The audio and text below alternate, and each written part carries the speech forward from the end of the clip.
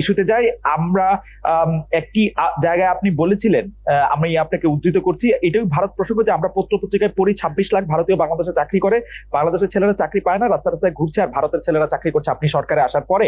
এই বিষয়টি সম্পর্কে আপনার আপডেটেড মন্তব্য কি? ভারতীয় এখন কি করছেন? Thank you, thank you. এটা আমি প্রথমে আপনাকে বলে রাখি, এটা কিন্তু আমি উপদেষ্টা হওয়ার পর বলি নাই। অনেকে এটা কনফিউশন ছড়ানোর জন্য, এটা আপনি ক্লিয়ার আছেন। আরে ভাই, আপনি উপদেষ্টা হওয়ার পর বলেন আর আগে বলেন, এই কথাটা তো আপনি বলেছেন। উপদেষ্টা হওয়ার পর বললে কি আর আগে বললে কি? আপনি যদি আগে বলেছেন তাহলে বিরোধিতার খাতিরে বলেছেন। এখন উপদেষ্টা হওয়ার পর সেই রকম কোনো তথ্য আপনার কাছে নাই, সেজন্য আপনি দিতে পারছেন না। আপনি বারবার ইলিশের বেলায় আপনি বললেন উপদেষ্টা হওয়ার আগে বলেছেন, 26 লক্ষ ভারতীয়ের কথা বলায়ও আপনি বললেন এই কথাও আপনি আগে বলেছেন।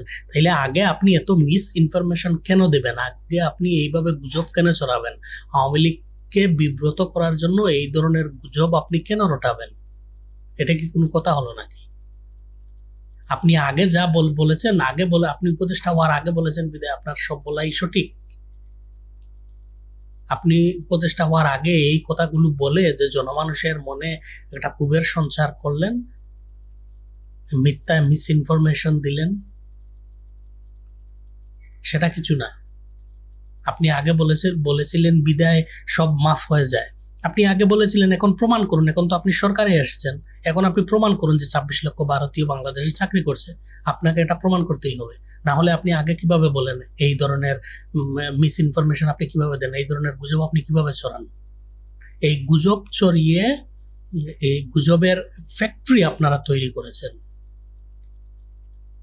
আপনি এখন সরকারে, আপনি এখন প্রমাণ দিন যে কিভাবে 26 লক্ষ ভারতীয় বাংলাদেশে চাকরি করে। 26 লক্ষ যদি ভারতীয় বাংলাদেশে চাকরি করে, গ্রামে গঞ্জে তো আমরা দেখি না 26 লক্ষ ভারতীয় চাকরি করলে মোস্ট অফ দেম চাকরি করে হচ্ছে ঢাকায়। ধরেন 26 লক্ষর মাঝে 20 লক্ষ যদি চাকরি করে ঢাকায়, তাইলে ঢাকাতে জনসংখ্যা কত? 2 কোটি। তাইলে প্রায় 12 থেকে 14 জনের একজন ভারতীয় থাকার কথা ঢাকাতে। ঢাকার মানুষজন কি দেখে যে এতজন? প্রায় ধরেন 15 জনে একজন যদি হয়, তাহলে 15 জনের মধ্যে একজন ভারতীয় কি ঢাকাতে আছে? এইরকম মিথ্যা গুজব প্রপাগান্ডা আপনারা ছড়িয়েছেন। এখন সরকারে এসেছেন, এখন বলছেন যে না, এগুলো তো আগে বলেছেন। তো আগে কেন বলবেন? আগে বলেছেন, এখন সরকারে এসেছেন, আপনার কাছে সুযোগ আছে, আপনি প্রুফ করেন। ইনিয়ে বিনিয়ে কথা বলার তো কোনো প্রয়োজন নেই। আমি শিওর এখন উনি যে উত্তরটা দেবেন, ইনিয়ে বিনিয়ে গুড়া, ছাগল, হাতি, মহিষ এগুলো বলে মূল প্রশ্নটাকে এড়িয়ে যাবেন। 100% শিওর। দেখুন আপনারা। উপদেষ্টা হওয়ার আগে ভারতের যে বাংলাদেশের প্রতি বর্বর কিছু নীতি, সেগুলি সমালোচনা করতে গিয়ে আমি একটা পর্যায়ে বলেছিলাম। এখন আপনাদের যে আপত্তিগুলো আসছে, প্রথম প্রশ্ন হচ্ছে এখানে 26 লাখ আছে কিনা। তাহলে আমি আপনার দৃষ্টি আকর্ষণ করি, ফিনান্সিয়াল এক্সপ্রেসে 2009 সনে বলা হয়েছিল 5 লক্ষ ভারতীয় এখানে চাকরি করছে 2009 সনে। মিস্টার আসিফ নজরুল স্যার, 5 লক্ষ আর কই 26 লক্ষ আর 25 লক্ষ? আপনি যদি 10 লক্ষ বলতেন তাও হয়তো বা মেনে নেওয়া যেত যে আপনি ফিগারটা ডাবল করছেন। আপনি 5 গুণ 6 গুণ বাড়িয়ে বলছেন। 2015 সনে ডেইলি স্টারের রিপোর্ট, 2015 আজকের থেকে 9 বছর আগে, সিপিডি বলেছে রেমিটেন্স পাঠানোর দিক থেকে বাংলাদেশ হচ্ছে পঞ্চম। 2013 সনে $3.71 বিলিয়ন, 2013 সনে পাঠানো হয়েছে, এবং সেই রিপোর্টে বলা হয়েছে এটা অফিসিয়াল ফিগার। আনঅফিসিয়াল ফিগার এর চেয়ে আরো অনেক বেশি। এখন আপনি বলেন, যদি এইরকম কোনো অ্যামাউন্ট থাকে যে আনঅফিসিয়াল ফিগার মিলে যদি এটা ধরেন ডাবলই ধরি আমি, তাহলে প্রায় $8 বিলিয়ন পাঠানো হয়। হ্যাঁ, এখন এই বিপুল পরিমাণ রেমিটেন্স যারা পাঠায় ভারতে যদি পাঠানো হয়, ওরা কি ভারতীয় না অন্য দেশের? তার মানে বিপুল পরিমাণ ভারতীয় এখানে আছে। আমি যে আপনাকে ফিগারটা বলেছি 26 লাখ, সেটা হচ্ছে কম হতে পারে, আবার বেশি হতে পারে। এক্সাক্ট চিত্র আমরা জানি না, কিন্তু বাইলে এক্সাক্ট এক্সাক্ট চিত্র যদি না জানেন তাইলে আপনি এই 26 লক্ষ কেন বলবেন? আর এই যে আপনি 5th or 6th আপনার বড়দের রেমিটেন্স আসে দেশ বাংলাদেশ ভারতের জন্য, এই তথ্যগুলো আপনি দিচ্ছেন, এই তথ্যগুলো তো কারো অজানা নয়। আপনি সেই তথ্যটাও দেন যে ভারত থেকে বাংলাদেশে কি পরিমাণ রেমিটেন্স আসে, সেই তথ্যটাও আপনি দেন।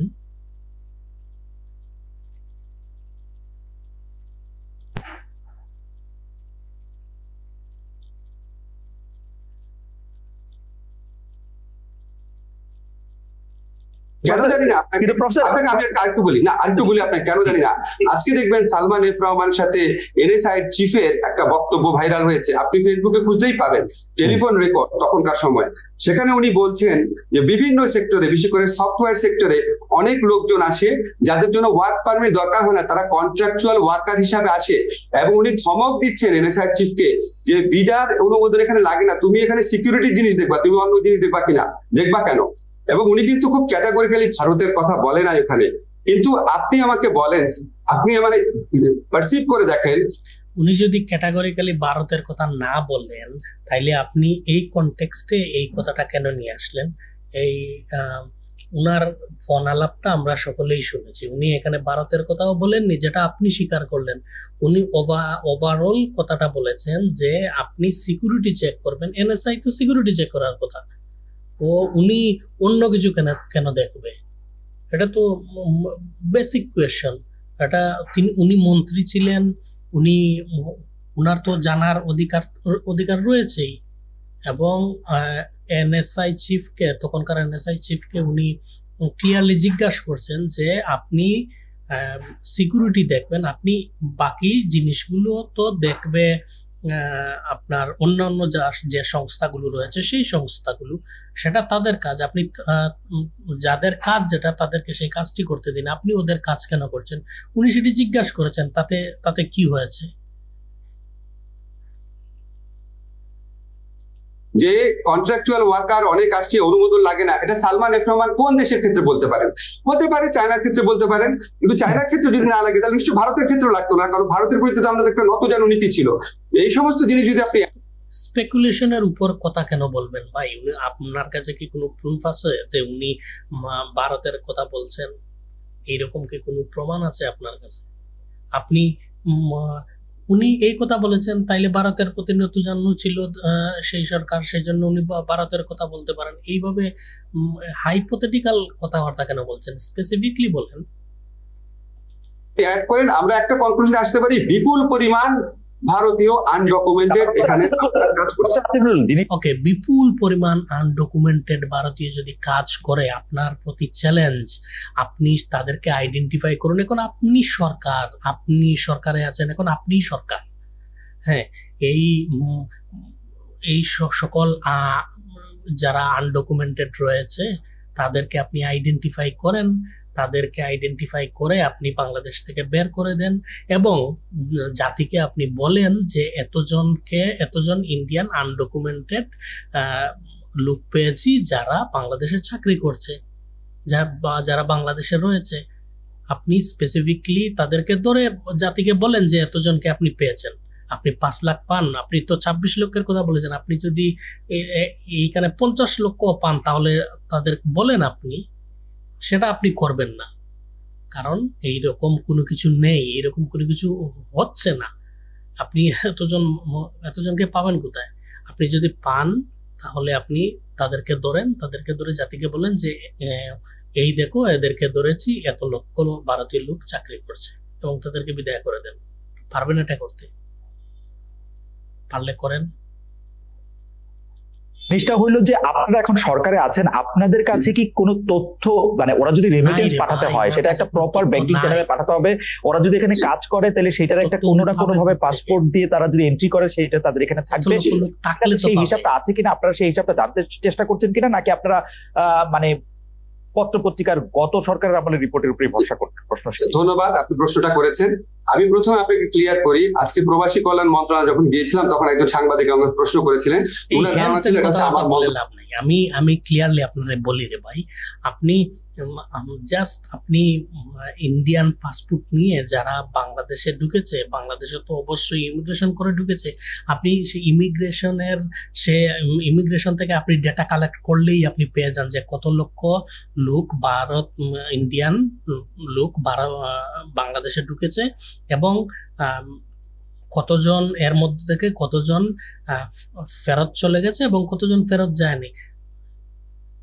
আপনি এটা তো ক্লিয়ার, আপনি ইমিগ্রেশনের ডেটা চেক করলেই পেয়ে যান। এখন তার মধ্যে থেকে অনেকে ট্যুরিস্ট থাকতে পারে, তার মধ্যে অনেকে বিজনেসের কাজে আসতে পারে, তার মধ্যে অনেকে পড়াশোনার জন্য পড়াশোনার কাজেও আসে বাংলাদেশে, বিভিন্ন কাজে আসে বাংলাদেশে। আপনি সবাইকে ইনক্লুড করে দেন, সবাইকে ইনক্লুড করে তারপরও দেখেন আপনি আপনার বলা সেই 26 লক্ষ হয় কি না, আপনি সেটা বলে দেন।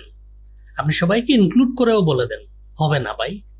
আপনি এই সমস্ত ট্যুরিস্ট, বিজনেস পারসন সহ যারাই যে কাজেই বাংলাদেশে আসুক না কেন, ভারতীয়রা সবাইকে যদি ইনক্লুড করেনও তারপরেও 26 লক্ষ হবে না। অথচ আপনি বলছেন 26 লক্ষ লোক, ভারতীয় লোক বাংলাদেশে শুধু চাকরি করছে। তো আপনি সবাইকে ইনক্লুড করে দেখেন, কারণ আপনার কাছে আপনি এখন সরকারে, আপনি এখন ইমিগ্রেশন থেকে এই ডাটাটা খুবই সহজে নিতে পারেন। এটা সিম্পল একটা বিষয়, এখানে এত থেনা পেঁচানোর কি আছে? কোন সাংবাদিক কি বলছে আপনারে, থেকে আপনি কি জানছেন, আপনি তখন সরকারে ছিলেন না সেই জন্য আপনি বলছেন, এইরকম বগাস কথা না বলে আপনি ইমিগ্রেশন থেকে ডাটা নিয়ে নেন, নিয়ে জাতিকে উদ্ধার করেন। বিষয় আমি প্রথমেই আপনাকে ক্লিয়ার করি, বাংলাদেশে যারা বিদেশি চাকরি করেন আইদার লুকিয়ে অথবা প্রকাশ্যে, এটা আমার মন্ত্রণালয়ের বিষয় না। আমি হচ্ছে বিদেশি যারা বাঙালি। ভাই, আপনার মন্ত্রণালয়ের বিষয় না হলেও আপনি এই ক্যাবিনেটেরই একজন সদস্য, আপনি চাইলেই সেই ডকুমেন্টগুলো নিতে পারেন, আপনি চাইলেই ডাটাগুলো নিতে পারেন। এবং প্রবাসী কল্যাণ মন্ত্রণালয় তো আপনার, আপনি চাইলেই ইমিগ্রেশন থেকে এই ডাটা কালেক্ট করে নিয়ে আসতে পারেন। আপনি বাদ দেন যারা কাজ করে, আপনি ঠিক আছে আপনার কথা মানলাম, আপনি সকলকে পাবেন না, আপনি অনেকে আপনার কাজ ছেড়ে চলে গেছে, অনেকে ধরে নিলাম আপনার ট্যুরিস্ট ভিসায় এসে কাজ করছে, হ্যাঁ, অনেকে অন্য ভিসায় এসেও বাংলাদেশে কাজ করতেছে ভারতীয়রা, আমি মেনে নিলাম আপনার এই কথা। আপনি সবাইকেই ইনক্লুড করে দেন, আপনি সবাইকেই ইনক্লুড করে ইমিগ্রেশন থেকে ডাটা নিয়ে আসেন যে এতজন ভারতীয় বাংলাদেশে এক্সিস্ট করে, এই কথাটাই আপনি বলে দেন। যতজন ভারতীয় বাংলাদেশে এক্সিস্ট করে, এখন আমরা ধরে নেব সবাই বাংলাদেশে চাকরি করে, তারপরেও আপনার বলা 26 লক্ষ হয় কি না সেটা আমরা দেখতে চাই। আপনি সেটা করেন প্লিজ, এই তেনা পেঁচাইয়েন না ভাই, সোজা কথার সোজা উত্তর দেন।